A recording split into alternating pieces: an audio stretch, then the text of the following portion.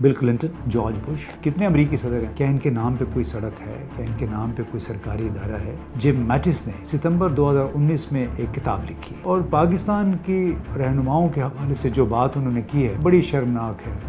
زیادتی، کرپشن اور پاکستان میں ان دنوں ایک بار پھر بڑے زور شور سے یہ بحث چل نکلی ہے کہ وزیر اعظم عمران خان نے السلام علیکم دوستو، آج ہم کچھ بات کریں گے پاکستان کے بنیادی المیہ کی۔ وہ المیہ کیا ہے؟ وہ پاکستان کی خود غرض سیاسی اشرافیہ ہے۔ اس اشرافیہ کی بہت ساری مثالیں ہیں، لیکن اس سے پہلے ہمارے اس چینل کو ضرور سبسکرائب بھی کریں۔ اب بات ہو جائے سیاسی اشرافیہ کی۔ سیاسی اشرافیہ سے ہماری مراد ہے وہ لوگ جو پاکستان کے عوام کی زندگیوں پہ حاوی ہیں، ان کی رہن سہن بنیادی طور پہ ان لوگوں کے رحم و کرم پہ ہے۔ اس میں سیاستدان بھی شامل ہیں، اس میں بیوروکریسی بھی شامل ہے، اس میں فوجی جرنیل بھی شامل ہیں، اس میں اب عدلیہ بھی شامل ہو گئی ہے۔ کبھی ہم کہا کرتے تھے کہ اسٹیبلشمنٹ کا مطلب صرف فوج ہے، لیکن اس اسٹیبلشمنٹ میں اب عدلیہ بھی شامل ہو گئی ہے اور اس نے بھی ایک اشرافیہ کی حیثیت اختیار کر لی ہے۔ وہ کیسے؟ تازہ ترین مثال آپ دیکھیے کہ براڈ شیٹ جو کمپنی تھی جسے جنرل پرویز مشرف کے زمانے میں ہائر کیا گیا تھا کہ بیرونی ممالک میں پاکستان کے اثاثوں کا پتہ لگائے، نتیجہ کیا ہوا؟ کچھ عرصے کے بعد پاکستان کی حکومت نے چند لوگوں کے خیال میں یہ مناسب نہیں تھا، لہٰذا انہوں نے وہ معاہدہ منسوخ کر دیا۔ وہ معاہدہ منسوخ کرنے کی پاکستان کو دسمبر 2018 میں کیا قیمت ادا کرنی پڑی؟ $22 ملین، اور گزشتہ روز لندن کی ایک عدالت نے پاکستان کو مزید 22 کروڑ روپے براڈ شیٹ کو ادا کرنے کا حکم دیا ہے۔ صرف ایک فیصلے میں اندازہ لگائیے کتنے ارب کا نقصان ہوا ہے۔ اس حوالے سے ایک بڑی اہم بات یاد آئی ہے اور وہ یہ کہ امریکہ کے سابق وزیر دفاع جم میٹس نے ستمبر 2019 میں ایک کتاب لکھی۔ کتاب کا نام ہے Call Sign Chaos Learning to Lead. اس کتاب میں انہوں نے اپنے کریئر کا تو ذکر کیا ہی کیا، پاکستان کا بھی ذکر کیا، اور پاکستان کی رہنماؤں کے حوالے سے جو بات انہوں نے کی ہے بڑی شرمناک ہے، اور اس کے ہم مظاہر آس پاس دیکھتے ہیں۔ 3-4 فکریں میں آپ کو اس کا ترجمہ بتا دیتا ہوں کہ پاکستانی قیادت کے حوالے سے، رہنماؤں کے یعنی جو اشرافیہ اس کے حوالے سے کیا کہا انہوں نے۔ جم میٹس کے مطابق پاکستانی عوام کے ساتھ المیہ یہ ہے کہ انہیں ایسے رہنما نہیں مل سکے جنہیں عوام کے اور پاکستان کے مستقبل کی کوئی پرواہ ہو۔ جب پاکستان کی تخلیق ہوئی تو اس کے ساتھ کوئی محبت نہیں تھی۔ لوگوں میں اپنے سے نسبتاً برتر طبقے میں شامل ہونے اور اپنی معاشی حالت کو بہتر یا مزید اچھا بنانے کا رجحان زیادہ تھا۔ ان محرکات کے علاوہ پاکستان کے سیاسی کلچر میں خود کو تباہ کرنے کی روش، سیلف سوسائڈل، یہ بھی رچی ہوئی ہے۔ ایک طرح سے کہا جا سکتا ہے کہ پاکستان میں ہر شخص اپنے ملک اور اجتماعی بہتری کو قربان کر کے محض اپنی بہتری کے لیے کچھ نہ کچھ کرنے میں مشغول رہتا ہے۔ یہ بہت ایک افسوسناک کامنٹ ہے پاکستان کی حالت زار پہ، اس اشرافیہ کی وجہ سے جو آپ کو زندگی کے ہر شعبے میں ملے گی، اور اس کی بنیادی وجہ کیا ہے؟ شخصیت پرستی۔ آپ اندازہ لگائیے کہ نواز شریف، شہباز شریف صاحب کے نام پر ملک بھر میں 13 تعلیمی تکنیکی تربیت کے ادارے ہیں۔ مرحومہ بے نظیر بھٹو کے نام پہ 12 تعلیمی ادارے ہیں، بلکہ بختیور اور بلاول زرداری کے نام پہ بھی ایک ادارہ قائم ہو چکا ہے۔ یعنی اس ملک میں چاپلوسی کا آپ عالم دیکھیں کہ جو لوگ زندہ ہوتے ہیں ان کے نام پہ بھی ادارے بن جاتے ہیں۔ اس کے برعکس جرمنی کے چانسلر تھے یعنی وزیر اعظم ہیلمٹ کول، 16 سال تک انہوں نے قیادت کی اپنے ملک کی، ان کے نام پہ ایک ادارہ نہیں ہے اپنے ملک میں۔ صرف یورپین یونین کا ایک ریسرچ انسٹیٹیوٹ تھا، انہوں نے ان سے اجازت مانگی تھی کہ آپ ہمیں اپنا نام دے دیں، آپ کے نام سے ہم یہ ادارہ بنانا چاہتے ہیں، وہ اجازت انہوں نے دے دی۔ موجودہ چانسلر انگیلا مرکل نے ہر مرتبہ اس قسم کی موو کی مخالفت کی. انہوں نے کہا کہ میرے نام پہ کچھ نہیں بنے گا, میں ابھی زندہ ہوں. بل کلنٹن, جارج بش, کتنے امریکی صدر ہیں, کیا ان کے نام پہ کوئی سڑک ہے, کیا ان کے نام پہ کوئی سرکاری ادارہ ہے؟ لیکن ہمارے ہاں شاید کوئی بابا آدم ہی نرالا ہے. کیوں؟ شخصیت پرستی ہے, لوگ اپنے باسوں کو خوش کرتے ہیں, اور سیاسی رہنما اور جرنیل وہ خود بھی اتنی اس روش میں بہہ جاتے ہیں کہ انہیں پھر احساس نہیں رہتا کہ کیوں وہ شخصیت پرستی کو بڑھاوا دے رہے ہیں. اب براڈ شیٹ تو تازہ ترین واقعہ ہے. اس سے پہلے آپ دیکھیں کہ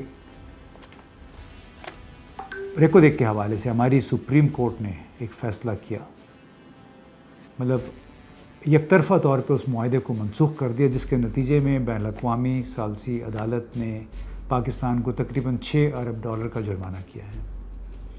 ابھی وہ مسئلہ چل رہا ہے, شاید پاکستان نے چیلنج کیا ہے, لیکن ہماری اس اشرافیہ عدالتی اشرافیہ کو دیکھیں کہ 4-5 ججوں نے اس وقت سوچا نہیں ہے کہ جب معاہدے ہوتے ہیں اس میں باقاعدہ انٹرنیشنل آربیٹریشن یعنی ثالثی کے لیے تیسری جگہ کا انتخاب کیا جاتا ہے. باقاعدہ معاہدوں میں لکھا ہوتا ہے کہ اگر کوئی تنازع ہوگا تو یہ معاملہ باہر جائے گا. ان لوگوں نے یہ فیصلہ کرتے وقت, یعنی اسٹیل مل کا کانٹریکٹ تھا یا یہ ریکودک کا معاملہ تھا, اس کے منصوبے کینسل کرتے وقت یہ نہیں سوچا کہ لامحالہ اس سے بدنامی پاکستان کی ہوگی اور پاکستان ہی کو یہ نقصان بھرنا پڑے گا اگر جرمانہ ہو گیا. جہاں تک اب اشرافیہ کی بات ہے تو آپ دیکھیے, چاہے وہ لندن ہے, دبئی ہے, نیو یارک ہے, جنیوا ہے, فرانس ہے, ہر جگہ پہ ہمارے سیاستدانوں کی, ہمارے بیوروکریٹس کی جائیدادیں بھی ہیں, ان کے بچے بھی ہیں.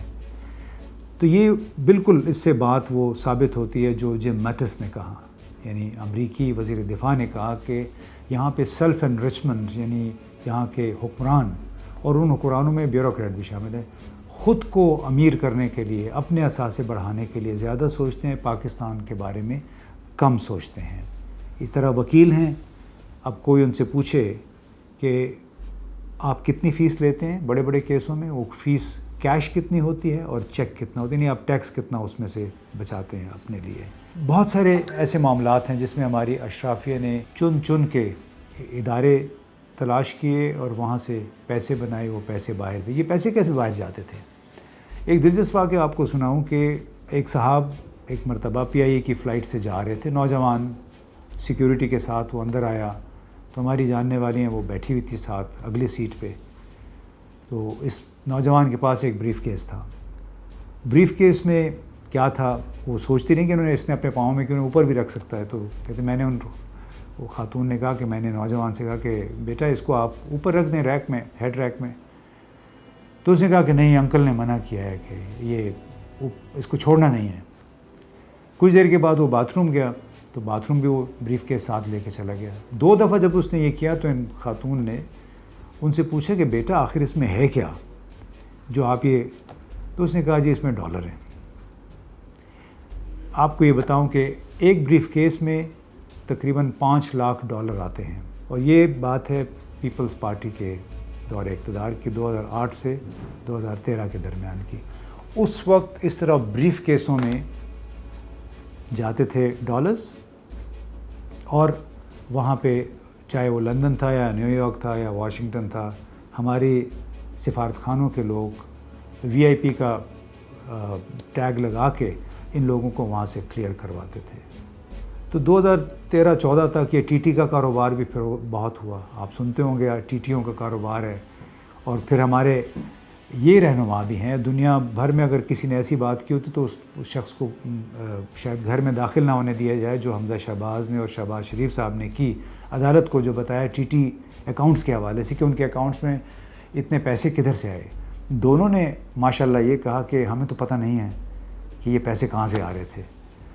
تو آپ کی بھی میرے خیال خواہش ہوتی ہوگی کہ آپ کے اکاؤنٹ میں بھی کہیں ایسے انجان ذریعے سے پیسے آ جائیں. پیسے کی تو سب کو ضرورت ہوتی ہے, لیکن یہ دیکھیے کہ ایک شخص جو 10 سال وزیر اعلیٰ رہا, دوسرا اس کا بیٹا ہے, اتنے ارب پتی ہیں, اور وہ بڑی معصومیت کے ساتھ کہہ رہے ہیں کہ جی ہمیں تو نہیں پتہ ہمارے اکاؤنٹ میں پیسے کیسے آ گئے.